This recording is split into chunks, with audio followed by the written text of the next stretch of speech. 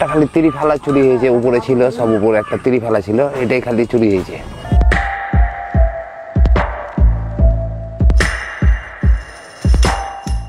এখন গরু বানিয়ে দিয়েছে, কি করবেন কখন? বলছি কথা শুনছে না তো।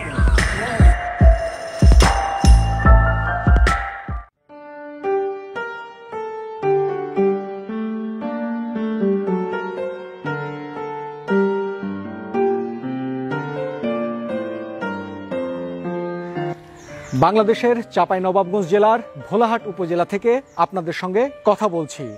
এই জনপদের মাটিতে যে কোনো স্থানে আপনি কান পাতলে শুনতে পাবেন হাজার বছরের লুকোনো ইতিহাসের ডামাডোল। এই ভোলাহাট থেকেই পাল আমলের তামার লিপি সর্বপ্রথম উদ্ধার করা হয়েছিল। আমি কাইসার রহমানী মৌর্য, গুপ্ত, পাল, শের, সুর, সুলতানি, মোগল, সর্বশেষ ইংরেজ আমলের নীরব সাক্ষী এবং সভ্যতার ধারক ভোলাহাট জনপদের সঙ্গে আপনাদের পরিচয় করিয়ে দেব।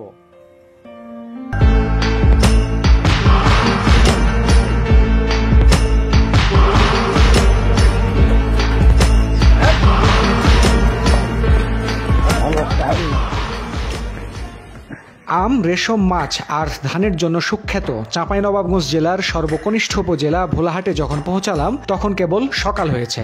30,623 একর অথবা 47,064 বর্গ মাইল আয়তনের ভোলাহাটে আমার মতো আগন্তুক ও অচেনার পক্ষে একাই সম্ভব না পুরো এলাকা ঘুরে দেখার। ভাগ্য ভালো বলে গাইড হিসেবে পেয়ে গেলাম পূর্ব পরিচিত বড় ভাই শ্রদ্ধেয় সোহেল ভাইকে। সোহেল ভাই সহ বিভিন্ন জনের সঙ্গে কথা বলে সহজেই বোঝা গেল ভোলাহাটের মানুষগুলো কত বিনয়ী, আন্তরিক ও অতিথিপরায়ণ। পরে মোটরসাইকেল করে ইতিহাসের খোঁজে নেমে পড়লাম।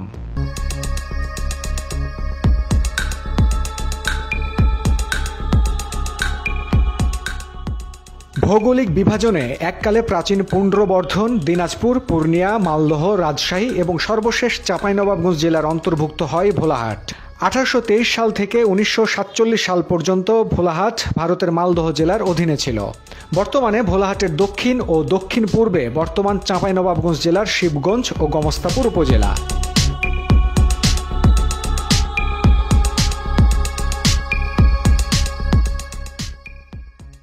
ভোলাহাটের প্রাকৃতিক দৃশ্য মনোমুগ্ধকর।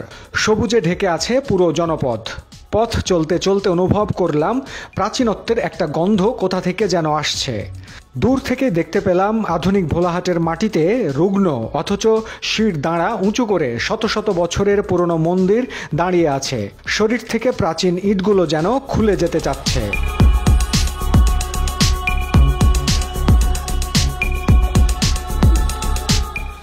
ভোলাহাট থানার কাছে অবস্থিত প্রাচীন শিব মন্দিরগুলোকে স্থানীয় অধিবাসীরা চামচিকা মন্দির বলেন। শুরুতেই বলে রাখা ভালো, প্রাচীন ঐতিহাসিক মন্দিরগুলোর প্রতি মানুষের বা কর্তৃপক্ষের অযত্ন অবহেলা দেখে মনটা হতাশ হয়েছে। প্রত্নসম্পদের যোগ্য প্রাচীন ইতিহাসের শক্তিশালী নিদর্শন, সভ্যতার বার্তাবাহক শত শত বছরের পুরনো এই মন্দিরগুলোর কাছে গিয়ে মনে হয়েছে আমরা মনে হয় ভুল জায়গায় এসে পড়েছি। ঐতিহাসিক স্থানের বদলে কোনো গোয়াল ঘরে চলে এসেছি। আরেকটি মন্দিরের ভেতরে আবর্জনার মধ্যে কুকুরদের নির্ভয়ে বসবাস দেখে বুঝতে কষ্ট হয়েছে এটি সেই প্রাচীন ঐতিহাসিক শিব মন্দির। এসব বিষয়ে পরে বলছি, আগে ভালো দিকগুলো বলে নিই।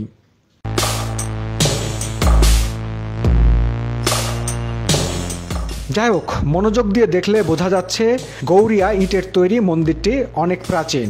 মন্দিরটির গায়ে লেপ্টে থাকা কারুকার্য খচিত নকশা আর গঠনশৈলী যেন ঘোষণা দিচ্ছে অতীত সভ্যতার নানান ঘটনার। বর্তমানে কঙ্কালের মতো রুগ্ন হয়ে দাঁড়িয়ে থাকা মন্দিরটির শরীরে বিচিত্র কারুকার্যের নকশা মুগ্ধ করবে আপনাকে। ধারণা করা হয় এসব মন্দির দ্বাদশ শতাব্দীতে অর্থাৎ 1156 থেকে 1206 সালের মধ্যে নির্মিত। চমৎকার একটা বৈশিষ্ট্য খুঁজে পেলাম মন্দিরটিতে। এটির মূল গম্বুজের ওপরে আরেকটি গম্বুজ রয়েছে যা এটির সৌন্দর্যকে বহুগুণ বাড়িয়ে তুলেছে। গম্বুজের চার কর্নারে মিনার আকৃতির 4টি ছোট ছোট চিলেকোঠা রয়েছে। চিলেকোঠার মধ্যে দৃষ্টি দিতেই দেখা মিলল 4টি দেবমূর্তি।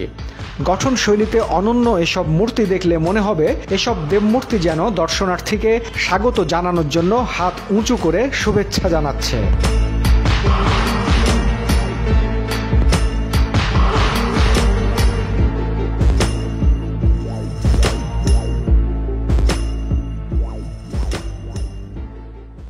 এবার আসি মন খারাপ করা কথায়। প্রাচীন এই মন্দিরটি একসময় নির্মাণ করা হয়েছে দৃষ্টিনন্দন নকশা করে আর সাজানো হয়েছে পোড়ামাটির মূর্তি দিয়ে। আর বর্তমান সময়ে এসে ঐতিহাসিক এই মন্দিরটির গায়ে আশেপাশের মানুষজন গোবর চাপড়া লাগাচ্ছেন। পুরো মন্দিরের গায়ে লেপ্টে আছে গোবর। মন্দিরের ঠিক সামনে গরু ছাগল বেঁধে রাখা হয়েছে। নিয়মিত এখানে গরু বাঁধা হয়, খাবার দেয়া হয় তাদের।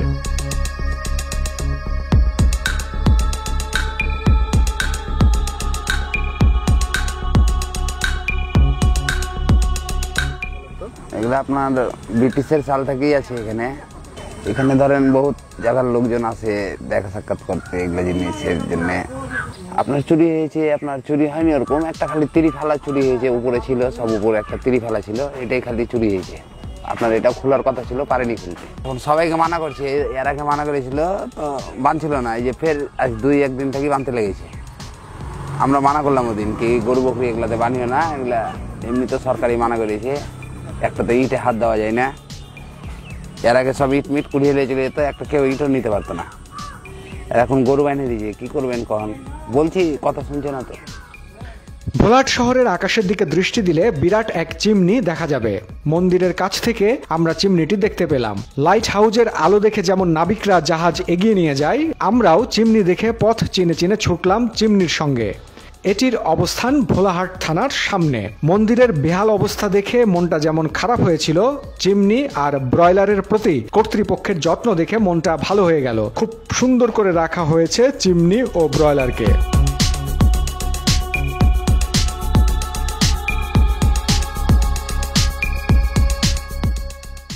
এটি আসলে ইংরেজদের ব্যবহৃত সুউচ্চ চিমনি। ইংরেজ বেনিয়ারা এদেশ থেকে বিদায় নিলেও তাদের শোষণের হাতিয়ার হিসেবে কিছু স্থাপনা রেখে গেছে। ভোলাহাট সদরের রেশম বীজাগারের মধ্যে এটির অবস্থান। এটি নীল কুটিয়ালদের নীল প্রক্রিয়াজাত করার জন্য, আবার কেউ কেউ বলেন রেশম গুটি ডাইং কাজে ব্যবহৃত ধোঁয়া নির্গত হবার চিমনি। এটিকে স্থানীয় জনগণ বানকের চিমনি বা বণিকের চিমনি বলে থাকে।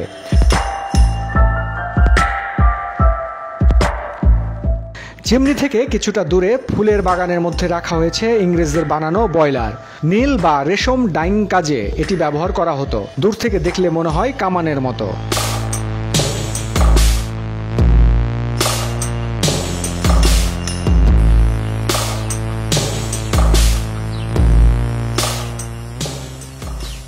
এখানে ছিল নীল উৎপাদন, আবার কেউ কেউ বলেন রেশম উৎপাদনের কারখানা। কারখানার সবকিছু ধ্বংসপ্রাপ্ত হলেও আজও মাথা উঁচু করে দাঁড়িয়ে আছে ইংরেজ শোষণের শেষ চিহ্ন বানক বা বণিকের চিমনি ও বয়লার। অবশ্য ভোলাহাটে ইংরেজ আমলে নীল চাষ হতো কিনা এ নিয়ে মতবিরোধ রয়েছে। ভোলাহাটের ভৌগোলিক অবস্থান দেখে ইতিহাস বোদ্ধাদের একটা অংশ দাবি করেন ভোলাহাটে রেশম চাষ হতো, এখানে নীল চাষ কখনো হয়নি। আরেক অংশের দাবি এখানে রেশমের পাশাপাশি ইংরেজদের চাপে নীল চাষও করা হতো। নীল বা রেশম চাষ নিয়ে বিতর্ক থাকলেও চিমনি ও বয়লারটি যে ইংরেজ আমলের নিদর্শন এ নিয়ে কোনো সন্দেহ নেই।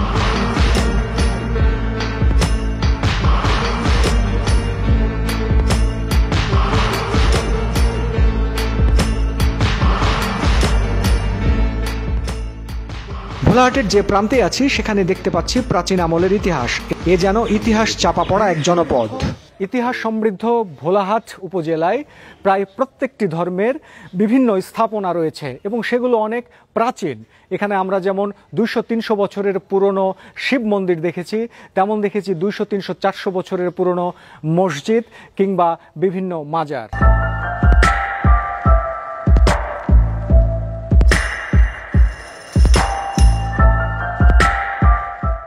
ভোলাহাটে চিরনিদ্রায় শায়িত আছেন সুফি সাধক সুফি শাহাবুদ্দিন রাজি আল্লাহ।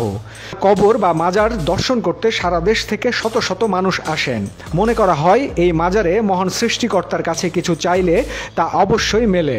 কার্তিক মাসে উরস মোবারকও হয় ঘটা করে, তখন হাজার হাজার মানুষের সমাগম হয়। দুটো ঘর, একটি ঘরে কবর, লাল গালিচায় মোড়ানো রয়েছে কবর। এটি 300 বছর আগের মাজার।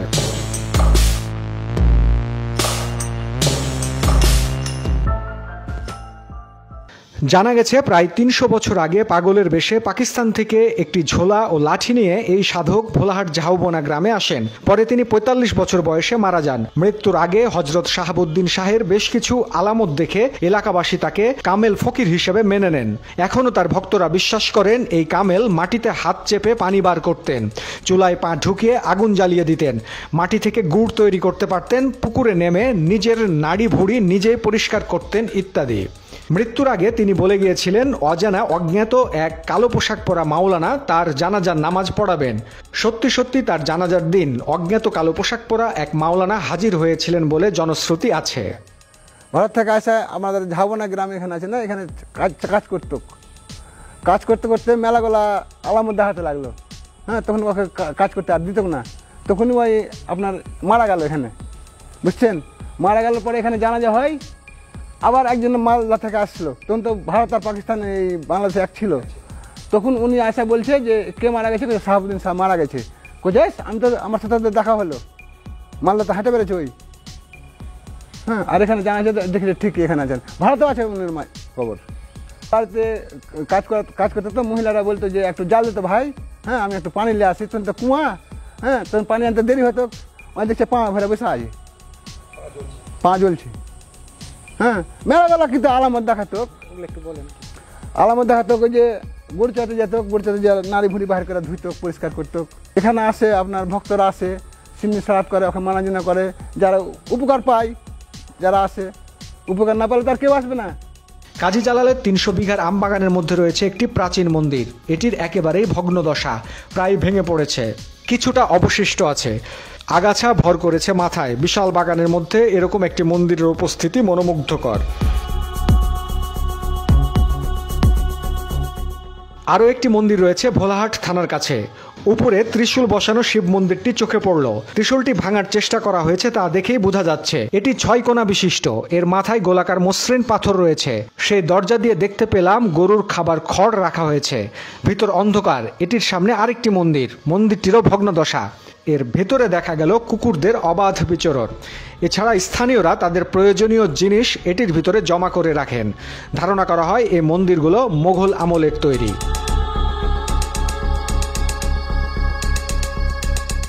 ভোলাহাটে কাজী জালালের ৩০০ বিঘা আমবাগানের মধ্যে রয়েছে একটি দৃষ্টিনন্দন মসজিদ। এই মসজিদটির বয়স প্রায় ২৫০ বছর বলে অনেকেই দাবি করেন। বিশাল আমবাগানের মধ্যে নকশা করা প্রাচীন এই মসজিদটি মুগ্ধ করে দর্শনার্থীদের। মসজিদের ওপরে ফরাসি ভাষায় শিলালিপি রয়েছে, বেশ কয়েকটি দরজা, প্রত্যেকটি দরজার পাশে দৃষ্টিনন্দন নকশা। মসজিদটির সামনের অংশে রয়েছে বাহারি রঙের কারুকাজ। পিলারগুলোর নকশা তো রয়েছে সৃষ্টিশীলতা। এটির সামনে বেশ কয়েকটি পুরনো কবর রয়েছে। ধরেন ওই যে এরা আছে না, ওই বাবা মারা, বাপরা যত সম্ভব ওরাই করেছে। মানে আমি দেখেছি মসজিদ অবস্থায় ছাদ ছিল না ২০০০ সালে। হ্যাঁ, ছাদ ছিল না, জালা সাহেব থাকতে ছাদ করা হয়েছে। বয়স কত হবে? ২৪৭ বছরের মতো। যেরকম এ কবরটা ১২৬ বছর। কার কবর এটা? জালা সাহেবের একটা নানি আছে, একটা সৎমা আছে, এ দুটোর মধ্যে। ভোলাহাটের আরেকটি ইন্টারেস্টিং বিষয় হলো এখানে প্রচুর জলাভূমি, বিল রয়েছে। সুখ্যাত বিশাল ভাতিয়ার বিলের অবস্থান ভোলাহাটে। ইতিহাস বোদ্ধাদের মতে অনেক আগে এই এলাকার নদীগুলো ঘন ঘন গতিপথ পরিবর্তন করত। এই পরিবর্তনের কারণে ভোলাহাটে প্রচুর নিম্ন জলাভূমি তৈরি হয়। এগুলোকেই বলা হয় বিল। ভোলাহাট উপজেলার দক্ষিণে অবস্থিত ভাতিয়ার বিল একটি সুখ্যাত বিল। ভূমিকম্পের কারণে জাগলবাড়ির পাশ দিয়ে বয়ে যাওয়া নদীর গতিপথ পরিবর্তিত হয়েছিল। কাজেই বিলগুলো যে একসময় নদী ছিল বা নদীর কারণে সৃষ্টি, সেটা বলাই যায়। দাঁত থাকতে দাঁতের মর্যাদা না করলে, দাঁত যখন থাকবে না তখন এই দাঁতটা কেমন এটা বোঝানোই কষ্টকর হয়ে যাবে। তেমনি আমাদের ঐতিহাসিক যে স্থাপনাগুলো রয়েছে, যে প্রত্নসম্পদগুলো রয়েছে, সেগুলো যদি যত্ন নেওয়া না হয় একসময় সেগুলো নষ্ট হয়ে যাবে, বিলীন হয়ে যাবে, অস্তিত্ব হারাবে। তখন আগামী প্রজন্মকে হয়তো অ্যানিমেশন এঁকে বা কার্টুন এঁকে বা বিভিন্ন রকম প্রযুক্তির মাধ্যমে বোঝাতে হবে যে ঐতিহাসিক স্থাপনাগুলো বা ইতিহাসগুলো এরকম ছিল। তাই আমাদের উচিত হবে একটু যত্নশীল হয়ে যে প্রত্নসম্পদগুলো রয়েছে, যে ঐতিহাসিক স্থানগুলো রয়েছে, যে ইতিহাসগুলো রয়েছে, তা সংরক্ষণ করা, যত্নে রাখা। ভোলাহাট উপজেলা থেকে আমি কাইসার রহমানি আজ বিদায় নিচ্ছি। আগামীতে অবশ্যই দেখা হবে নতুন কোনো গল্পের মধ্য দিয়ে। ভালো থাকবেন, করোনাকালে সতর্ক থাকবেন, সচেতন থাকবেন।